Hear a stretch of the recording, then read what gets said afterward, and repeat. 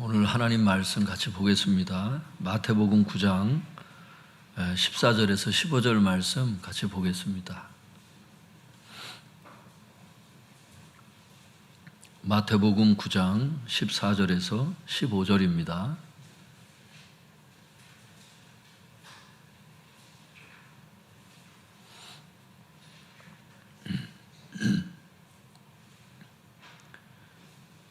찾으셨으면 같이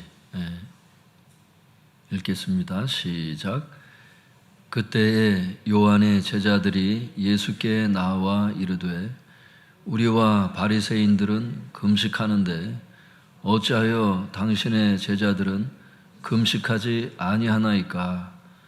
예수께서 그들에게 이르시되 혼인집 손님들이 신랑과 함께 있을 동안에 슬퍼할 수 있느냐? 그러나 신랑을 빼앗길 날이 이르리니 그때에는 금식할 것이니라.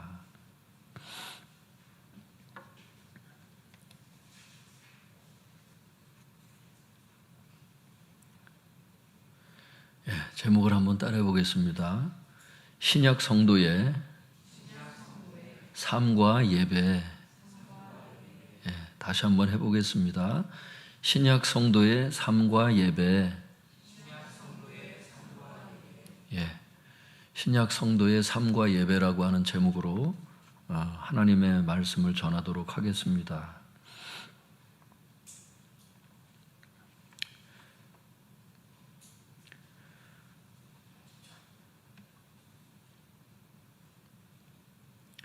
어, 14절 같이 한번 읽어보겠습니다. 시작. 그때에 요한의 제자들이 예수께 나와 이르되 우리와 바리새인들은 금식하는데 어찌하여 당신의 제자들은 금식하지 아니하나이까? 이 14절 말씀에 이 그때라고 하는 이 단어가 있어요. 14절에 그때라고 하는 것은 마태가 예수님을 위해서 이제 큰 잔치를 베풀었잖아요, 성도님들. 오늘 설교가 굉장히 중요한 설교예요. 이게 여러분의 인생을 완전히 바꿀 수도 있어, 진짜로. 여러분의 영성 생활이 완전 업그레이드가 될 수 있어요. 많이 피곤하시겠지만 오늘 말씀을 한번 귀 기울여 보세요. 14절에 그때라고 하는 것은 예수님을 위해서 마태가 큰 잔치를 베풀었어요. 그래서 예수님이 제자들과 함께 식사를 하셨다고 마태복음 9장 10절에 나와요. 그 마태가 예수님을 위해서 큰 잔치를 베풀어서 예수님이 죄인들과 함께 또 제자들과 함께 잔치 식사를 하고 계셨단 말이에요, 거기서. 근데 세례 요한의 그 제자들도 그 자리에 있었나 봐요. 이 본문에 보면. 세례 요한의 그 제자들이 예수님께 나와 이렇게 얘기를 하는 거예요. 우리와 바리새인들은 금식하는데 어찌하여 당신의 제자들은 금식하지 않습니까? 이렇게 얘기를 해요. 이건 지난 주일날도 설교를 했죠. 그래서 이 금식은 바리새인의 금식 규례를 얘기하거든요. 세례 요한의 제자들도 바리새인들처럼 그 금식을 했거든요. 세례 요한이 금식을 많이 했기 때문에 그 제자들도 그렇게 따라서 했어요. 성경에 보면 그래요. 그래서 바리새인의 금식 규례를 같이 이제 지키면서 이제 스승과 함께 제자들도 이제 금식을 이렇게 해 왔는데, 좀 영적이다고 생각하는 사람들은 그렇게 이제 금식을 그 당시에 그렇게 했는데 예수님은 다른 거예요. 그 잔치 자리에서 죄인들과 함께, 제자들과 함께 잔치 식사를 하니까 영적이라고 생각하는 이 세례 요한의 제자들이 볼 때는 이상한 거예요. 그래서 묻는 거예요. 왜 당신들은, 그 제자들은 왜 금식하지 않느냐고 이렇게 반문을 하는 거죠. 그랬더니 예수님께서 15절에 이렇게 대답을 하세요. 뭐라 그러시냐면 우리가 보려고 하는 게 이거예요. 예수께서 그들에게 이르시되 혼인집 손님들이 신랑과 함께 있을 동안에 슬퍼할 수 있느냐? 이 말은 슬퍼할 수 없다는 뜻이에요. 예수님과 함께 있는 동안에는. 왜 그러냐면 이게 혼인잔치에 비유할 수 있기 때문에 그렇다는 거예요. 예수님과 함께 있는 사람은. 2000년 전에 이 얘기를 하신 거예요, 주님이. 여기 혼인집 손님들이라는 것은 지난 주일에도 설명을 했지만 원문에 보면 이게 신랑의 친구들 이렇게 돼 있어요.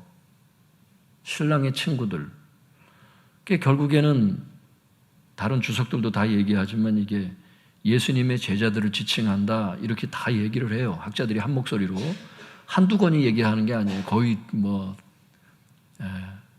주석가들은 거의 그렇게 얘기를 하는데 지금으로 얘기하면 이게 성도들을 얘기를 하는 거예요.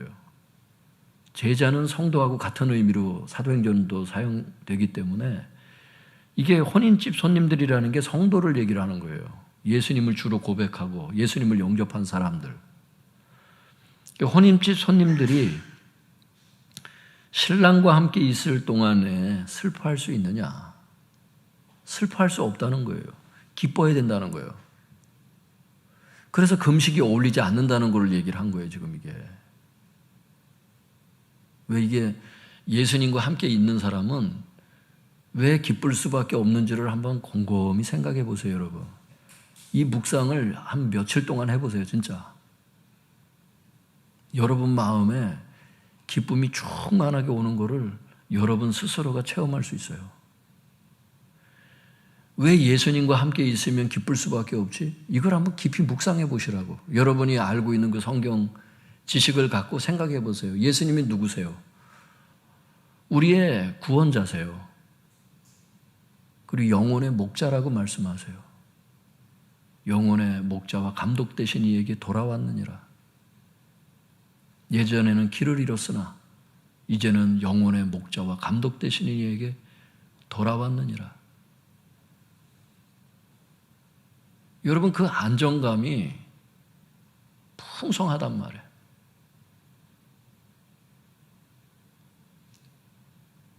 그러니까 2000년 전에 예수님이 한시적인 그 생명을 갖고 오셨거든요. 여기서 한시적인 생명이라는 것은 육체적인 생명을 제가 말씀드리는데 그분은 영원한 분이셨지만 사람의 아들로 오셨기 때문에 한시적인 육체적인 생명이 있는 동안에도 이랬다는, 이 정도의 수준이었다는 거예요.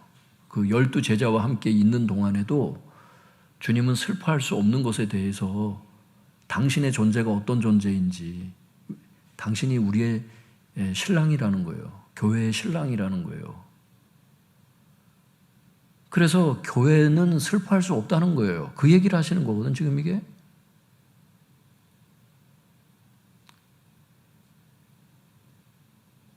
여러분 이게 이 지식적인 알물 제가 말씀드리는 게 아니에요. 성경은요 2가지로 이해할 수 있는데 크게 그냥 지식으로 그냥 받아들이는 경우가 있어요. 성경을. 근데 성경을 지식으로 알 뿐만 아니라 그걸 진짜 믿는 사람이 있어요.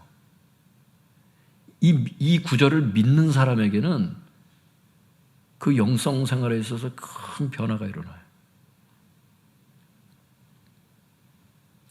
진짜 예수님과 내가 동행한다는 것이 그게 추상적인 개념이 아니라 당연한 것이고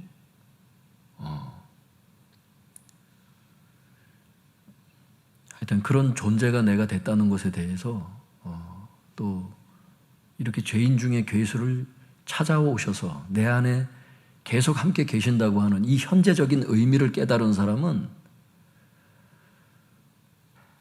왜 슬퍼할 수 없는지, 많은 어려운 상황이 있고 슬픈 상황이 있고 고된 삶이 있는데 그럼에도 불구하고 내 마음이 기쁠 수밖에 없는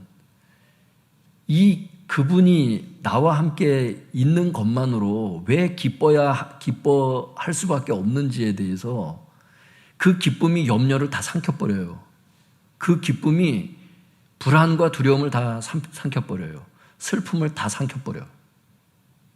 이게 진짜 예수 믿는 사람이에요.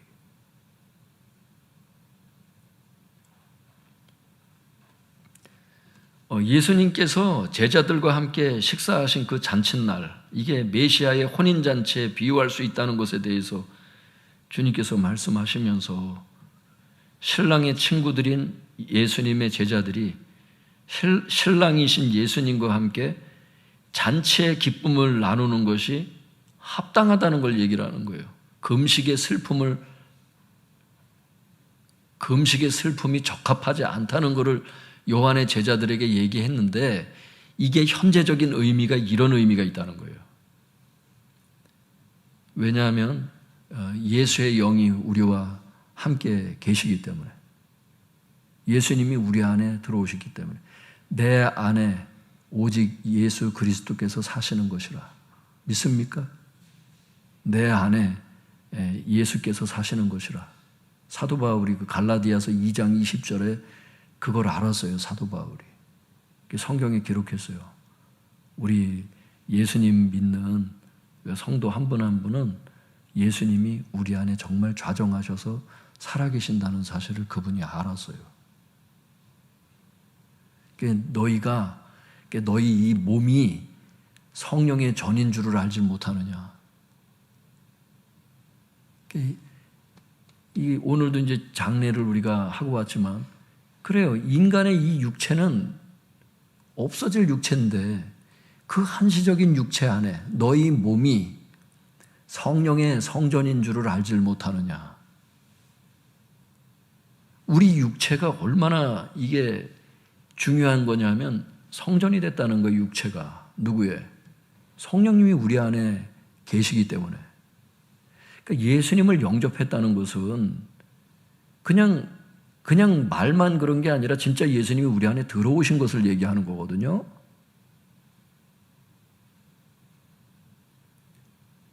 그러니까 12제자와 함께 잔치 식사하시는 그 최후의 만찬, 그 성화에 보면은, 그림에 보면은 미켈란젤로의 그림이나 뭐 이런 거 보면 막 식사하시는 장면이 있잖아요.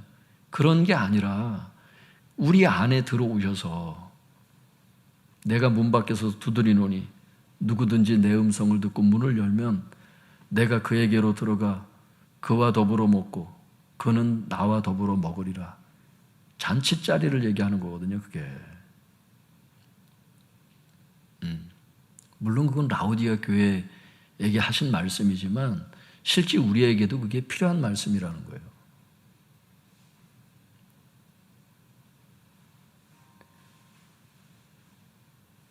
그러니까 성도님들, 여기 계신 한 분 한 분이 지금 예수님을 영접하고 구주로 영접하고 예수님이 여러분 안에 지금 들어와 있는 분에 대해서 주님께서 뭐라 그러시냐면 이렇게 말씀하시는 거예요.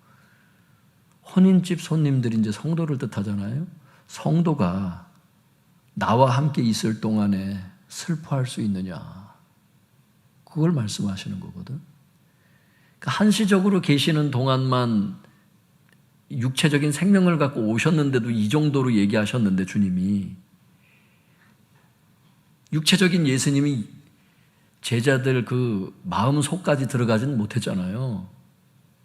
근데 이제 어느 시대가 됐냐면, 지금 2000년 이후에는, 예수님 십자가 사건 이후에는 예수님을 영접한 순간에 성령이신, 즉 예수의 영이 우리 안에 그냥 들어오셨다니까. 그러니 여러분 진짜 걸어다니는 성전이 되었고 예수님과 함께 늘 먹고 마시는 이런 존재가 됐다는 거예요. 여러분, 이 깨달음이 믿어질 때 그의 삶이 여러분 얼마나 기쁨으로 가득할지 한번 상상해 보세요. 여러분, 아침에 일어나서 제일 먼저 하는 기도가 그걸 겁니다. 주님, 죄 많은 인생 가운데 이렇게 들어와 계셔 주셔서 감사하다고. 그리고 그가 걸어다니는 모든 순간에 주님, 저와 함께 계셔 주셔서 감사합니다. 늘 주님과 대화하며 다닐 수밖에 없는 이런 사람은 어떻게 되겠어요? 쉬지 말고 기도할 수밖에 없어요. 안에 계시니까. 그게 의무감이 아니라 감사함으로 그냥 그렇게 삶이 사라질 수밖에 없는, 그 주님과 계속 대화하고 싶은 이런 욕구가, 그리고 마음이 기쁜 거예요. 그러니까 항상 기뻐하라, 쉬지 말고 기도하라, 범사에 감사하라, 이게 그 이유를 그냥 아는 거예요. 왜 항상 기뻐하라고, 왜 항상 내 마음이 잔치자리처럼 그렇게 될 수밖에 없는지를, 그렇게 노력하자는 게 아니에요. 성도님들, 제가 드리는 말씀은, 추상적인 얘기가 아니에요. 그냥 그렇게 노력하자는 게 아니야. 그런 존재가 됐다는 것을, 그 예수님을 인정하고 진짜 믿을 때 그냥 우리에게서 그런 변화가 그냥 찾아오는 거예요. 노력하는 게 아니라. 그분으로 인해, 그분 때문에 그렇게 된다는 거예요. 성도님들, 이것이요, 이 현재적인 이 기쁨에 대해서 바클레이가 이렇게 주석을 했어요.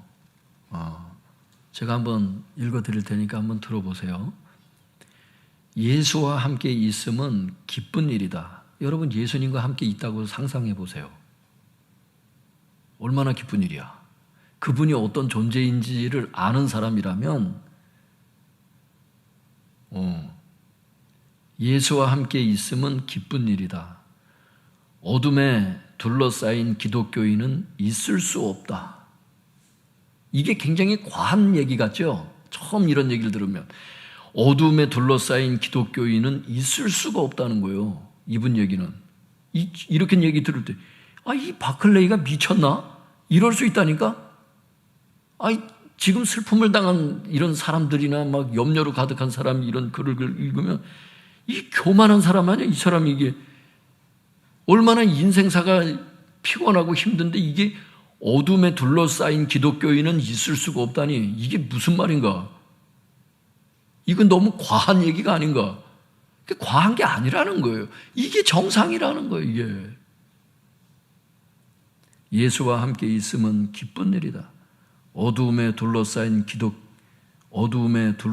기독교인은 있을 수 없다. 예수와 함께 걷는 사람은 기쁨으로 빛나는 걸음을 걷는 것이다.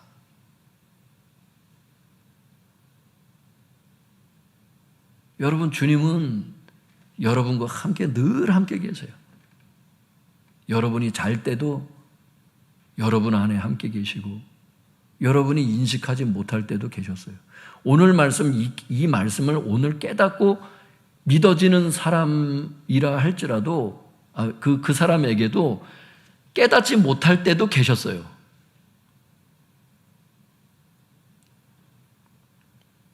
내가 인정하든 인정하지 않든 계셨거든요.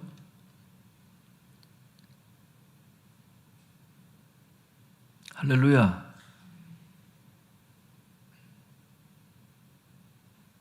그러니까 기독교는 뭐냐 하면, 기쁨을 어디에서 이렇게 찾는 게 아니에요. 그냥 그분 때문에 기쁨이 발산이 되는 거야. 이미 기쁨을 얻은 사람들이거든. 그분 안에 다 있어요. 그 목자가 다 인도하세요. 다. 배우자도 주시고, 불가능한 것도 가능케 하시고, 믿음의 분량만큼 막 부어주세요. 그분이 작은 게 아니고 우리의 믿음이 작아요. 주일날도 이제, 오는 주일날도 우리가 같이 말씀을 나누겠지만, 그분은 그냥 그 사람이 어떤 성도가 믿는 그 믿음의 분량에 응답을 하시는 분이거든요. 그러니까 네 믿음을 크게 입을 열라고 자꾸 말씀하시는 그 말씀의 의미가 어떤지를 깨닫는다면, 진짜, 어쨌든 그냥 이미 충분한 그분을 우리에게 주셨다는 거예요, 하나님이.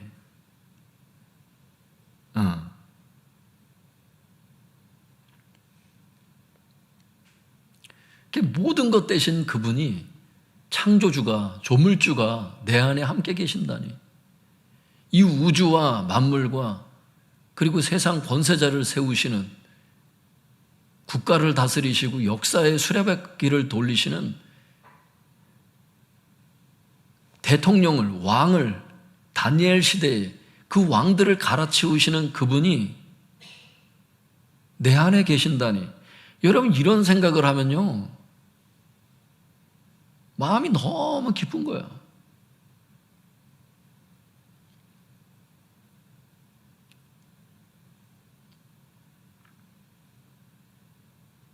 부러워할 게 없고 이미 다 가졌기 때문에 뭐가 부족한 사람처럼 살 필요 없고 질투할 필요 없고.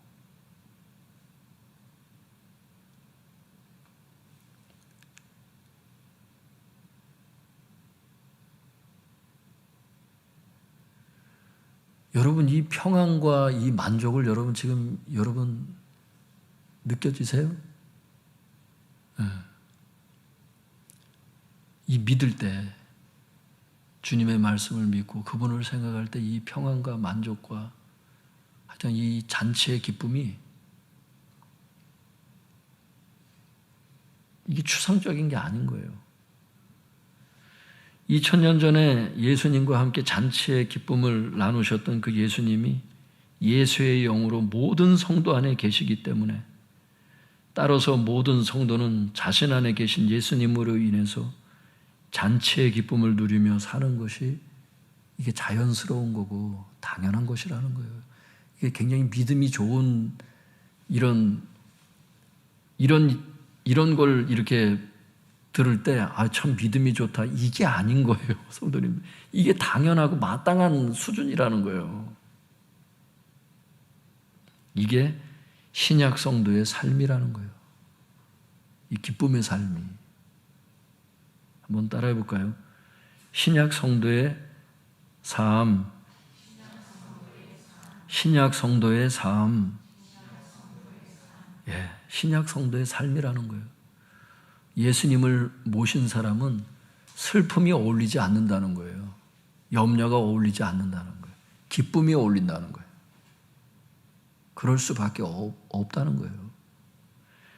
그런데 성도님들, 랩 주석이라고 있는데요. 그 랩 주석에 보면은 이 구절에 대해서 또 이렇게 주석을 한 학자가 있어요. 예배하러 모일 때에, 그러니까 아까는 우리 안에 계신 예수 그리스도에 대한 기쁨을 얘기를 했다면, 성도 개개인 안에 계신 예수님으로 인해서 기쁨을 누리는 삶에 대해서 얘기했다면, 랩 주석은 이 구절에 대해서 이렇게 주석을 했어요. 예배하러 모일 때에 그것을 온전히 기쁘게 여기라. 예수께서 그곳에 당신들과 함께 계시며 그분이 계신 곳에서는 아무도 의기소침해하거나 우울해해서는 안 된다. 당신들의 예배가 결혼 축하연같이 되게 하라. 그러니까 예배 분위기가 어때야 되느냐? 예배라는 것은 두세 사람이 내 이름으로 모인 곳에 나도 그들 가운데 있다고 주님 분명히 말씀하셨기 때문에, 예수님으로 인해서 모인 그곳에, 특별히 예배 가운데 주님께서 함께 계심을 믿습니까? 그러니까 예배드리러 우리가 예배당에 들어와서 딱 앉는 순간에, 혹은 가정 예배 시간에 그 가운데 예수님께서 함께 앉아 계신 것을 생각할 때, 이건 축제라는 거예요.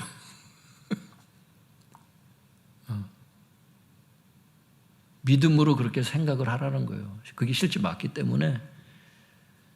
사도 바울도 에베소서 3장 17절인가요? 거기에 그렇게 얘기를 했어요. 믿음으로 예수가 네 마음에 계시게 하옵시며, 이렇게 기도하는 내용 중에 하나가 그거예요. 예수님은 늘 계시지만 믿음으로 예수님이 네 마음에 계시게 하라는 거예요.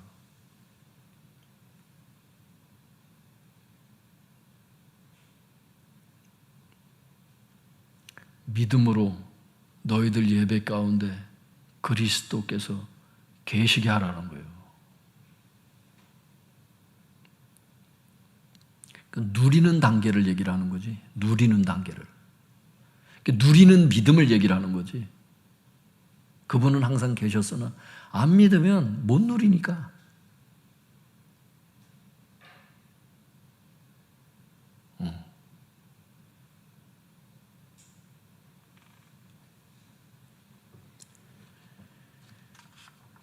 여러분, 2000년 전에 제자들과 함께 잔치의 기쁨을 나누셨던 예수님이 두세 사람이 주님의 이름으로 모인 곳에 함께 계시기 때문에 모든 성도는 예배 장소에 함께 계신 예수님으로 인하여 잔치의 기쁨으로 예배를 드려야 한다는 거예요. 이것이 신약 성도의 마땅한 예배라는 겁니다.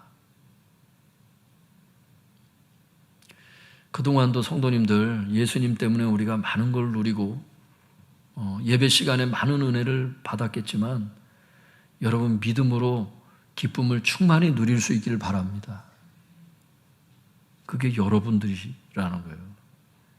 이게 여러분들의 삶과 예배라는 거예요.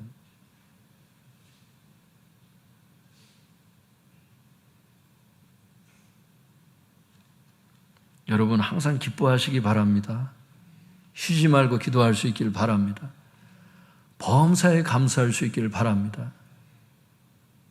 여러분, 그분께서 내 안에 늘 함께 계시고 예배 가운데 늘 함께 계시고 두려울 게 이제는 없다는 거예요.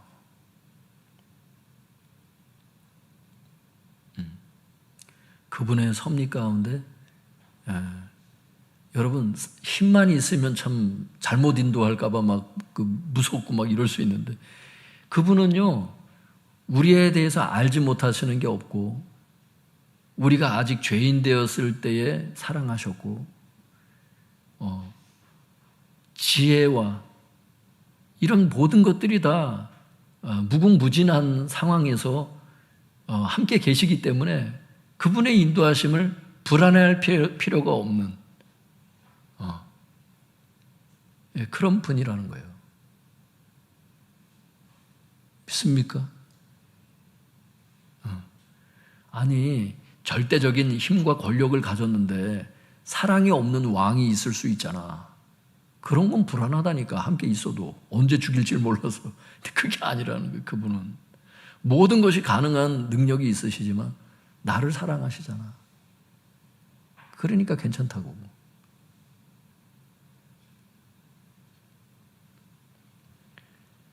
여러분 모든 슬픔과 염려 이런 거를 내 안에 계신 주님께 맡길 수 있기를 바랍니다. 예배 가운데 지금 계신 그 주님께 맡길 수 있기를 바랍니다. 그리고 예수님으로 인해서 잔치의 기쁨을 누리며 살 수 있기를 바랍니다. 이것이 신약 성도의 삶과 예배라고 주님께서 가르쳐 주시는 거예요.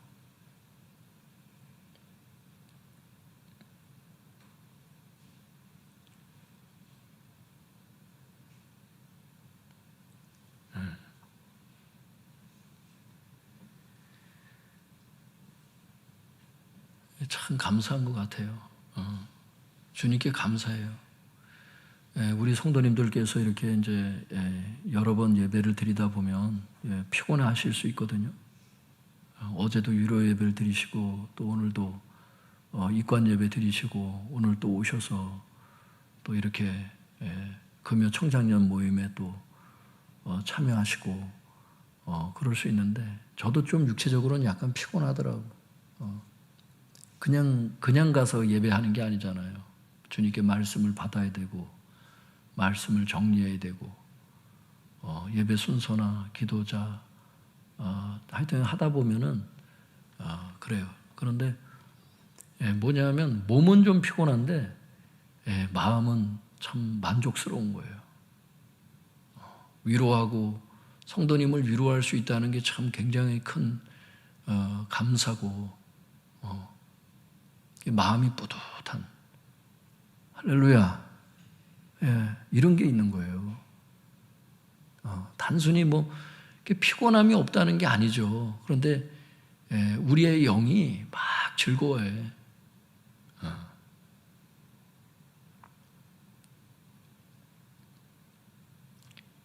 여러분, 주님께서 여러분 안에 계심을 확실히 믿을 수 있길 바랍니다.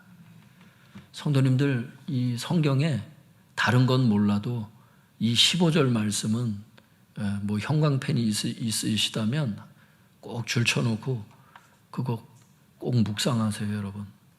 하루에 한 번씩 수십 번 묵상하세요. 어떤 것을요? 이 말씀, 혼인집 손님들이 신랑과 함께 있을 동안에 슬퍼할 수 있느냐? 이거를 하루에 몇 번씩 읽어보세요. 정말 슬퍼할 수 없다는 거예요. 기쁠 수밖에 없다는 거예요. 여러분, 그 예수님께 감사할 수 있기를 바랍니다. 저와 여러분들처럼 진짜 우리가 죄 많은 인간들이잖아요. 죄 짓지 않는 사람은 없잖아. 불순종하지 않는 사람이 없잖아요. 그런데 우리 안에 계셔서 그걸 용납해 주시고, 난 그 용납하면 이 안에 계속 계신다는 것 자체가 사랑 때문에 그게 용납할 수 있다고 보거든요. 주님의 그 사랑하면, 자식들을 사랑하니까 똥오줌 싸도 그걸 다 갈 수 있는 거 사랑하니까 그렇게 하는 거거든요. 그게 실수가 있어도 내치지 않잖아요. 계속 사랑하니까 그게 계속 같이, 그게 문제가 안 되기 때문에 주님은 계속 계시는 거거든요. 그게 그 정도로 이제 우리를 사랑하시다 보니까 우리의 약점과 이런 죄악과 더러움이 있음에도 불구하고 주님께는 그게 전혀 문제가 안 된다는 거예요. 주님은 기쁨으로 우리 안에 계실 것 같더라고. 할렐루야. 그 주님께서 감사해야 된다는 거예요. 주님, 나와 늘 함께 계셔 주셔서 감사하고, 예배를 드릴 때마다 우리와 함께 늘 이렇게 함께 해주셔서 감사하다고, 또 이렇게 사랑하는 우리 형제와 자매들, 이렇게 귀한 성도님들, 이렇게 귀한 성도님들이 어디 있어요, 여러분? 여러분 같은 사람들이 별로 없어요. 그냥 드리는 말씀이 아니에요. 여러분 같은 분들이 정말 이 시대에 별로 없어져가는 이 시대에 정말 순종하려고 노력하고, 정말 위로하려고 노력하고, 자기 시간을 쪼개서 자기의 피곤함을 무릅쓰고 애를 쓰려고 하는 이런 성도들이 어딨냐고. 주님께서, 나는 오늘도 그런 생각을 했어요. 하늘나라에 가면 우리 성도들의 상급이 굉장히 크겠다. 이런 생각이 그냥 들어요. 그냥 드리는 말씀이 아니에요.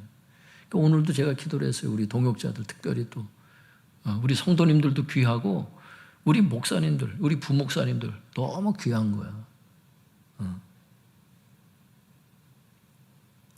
이게 참, 내가 주님께 고백을 했어요. 주님, 이렇게 귀한 동역자들을 만나게 해주셔서, 붙여주셔서, 제가 목회를 이렇게 할 수 있도록 은혜를 주셔서 감사하다고. 여러분, 그게 감사밖에 없어. 감사, 기쁨. 지금 남아있는 어떤 숙제라고 느끼는 것들도 다 주님 손 안에 들려있다는 것을 생각해 볼 때, 여러분, 능히 극복되고, 그분의 손 안에서, 그분의 때에 그분이 다 다루실 것이다. 믿습니까? 제가 목사님이 그 사랑이 송곳니 나게 해달라고 그 기도 부탁한 게 몇 년 됐죠? 얼마쯤 됐죠?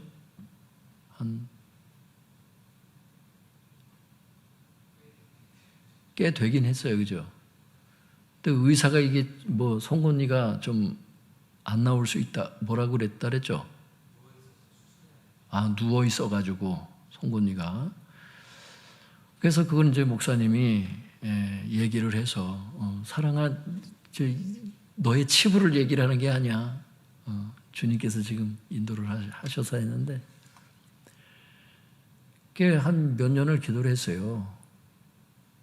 그래서 기도를 하다가 또 한 몇 달이나 얼마를 지나서 내가 이 목사님께 사랑이 저 이빨 나왔어요. 그러면 안 나왔다래고, 또 한참 지나서 또 사랑이 이빨 나왔어요. 그러면 안 나왔대.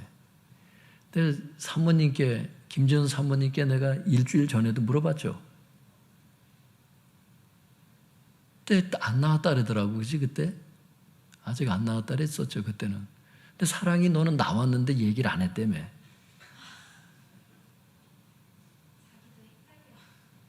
헷갈려 했는데 나중에 보니까 송곳니가 그 누워있던 게 제대로 나온 거예요.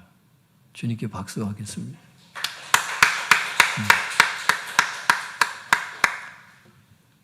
오늘도 어떤 성도님을 만나서 제가 얘기를 했어요. 하나님의 기도 응답이 더디게 느껴져도 하나님은 반드시 응답하십니다. 의사가 뭐라 그러든 말든 우리의 기도가 대단해서가 아니에요. 우리 교육자들만 알고 같이 그냥 기도했거든요. 사모님까지만 이렇게 말씀드리고 그냥 조용히 기도했어요. 계속 몇 년을. 근데 누가 생각하면 그까지 이빨 하나 나오는 게 뭘 대단하냐. 근데 사랑이한테는 중요한 거예요. 그치 사랑아? 이빨이 그렇게 되면 어떻게 되냐고 글쎄.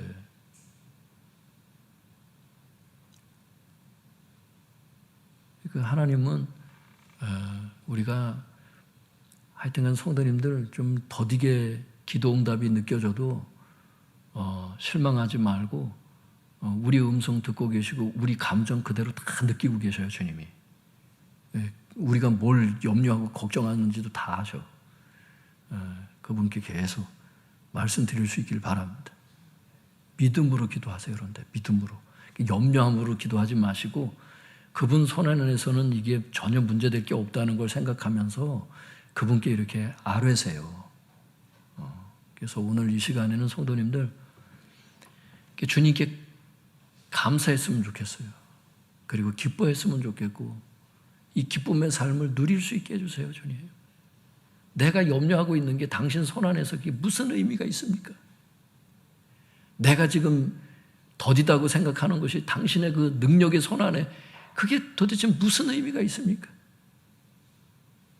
내가 지금 문제라고 생각하는 그것이 당신의 그 손 안에 나를 사랑하시는 당신의 그 사랑의 그 품 속에 그게 무슨 의미가 있습니까? 그래서 그분의 그 사랑 속에 완전히 잠기세요. 그분의 사랑 속에 나를 완전히 내맡기시고 안식하세요. 그게 영혼의 쉼입니다. 쉼. 이 시간 같이 우리 기도하겠습니다. 성도님들, 우리 안에 계신 주님, 예배 장소에 함께 계신 주님, 항상 기뻐하는 삶과 예배되게 해주세요. 주님, 내가 슬퍼할 때 주님께서 슬퍼하십니다. 주님, 내가 기뻐하길 원하시는 주님, 감사합니다. 우리 같이 주님 앞에 조용히 기도하겠습니다.